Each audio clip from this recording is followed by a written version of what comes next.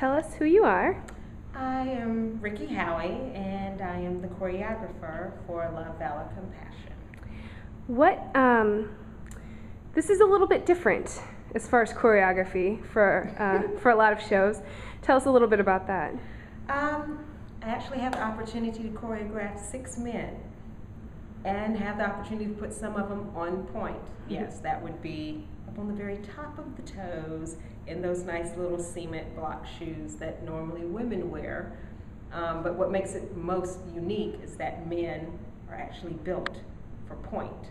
So I was very excited to actually, for the first time in my career, choreograph men on point. And it was a joy because there are actually several that you can tell when they go up on point, they were built for it.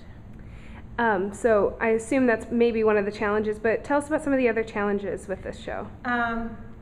One of the bigger challenges for me was finding point shoes to fit male feet. I actually had to call in a special order to order one pair of shoes for a male who has a size 11 foot, which really isn't big for tennis shoes, but dance shoes run anywhere from 3 to 4 sizes larger or 3 to 4 sizes smaller, and they actually had to make special order and make a size 14 double wide. So that was a challenge, and also convincing the guys that they actually could go up on point. And I actually have 3 that will be on point in the show out of the 6 that are dancing. Tell us a little bit about your creative process or the choices with this particular show. Creative process, 9 times out of 10, I have most of my creative juices flow while I'm in DC traffic. It's the best place to actually not have road rage, but actually funnel that rage into something creative.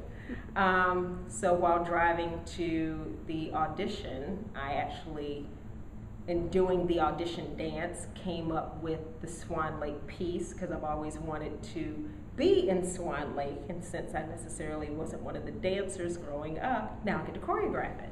So I took things from years, almost 20-something years ago, and pulled them back up in my memory and gave them to the guys and kind of molded it to what they could do. Some of the things I really wanted to do, yeah, you're not going to have 2 guys doing leaps on stage catching each other, but you augment that into something that really showcases their great talent.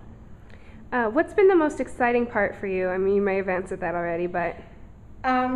Seeing the guys get on point and be excited about it, and to actually sit at one of the rehearsals like a week before they go into tech and say, okay, I have 2 extra pairs of point shoes, anybody want to try them? And actually have all of them say, okay, I'll try. Unfortunately, they didn't fit, but if they had, you might have 6 guys on point. And why do you think people should come see the show?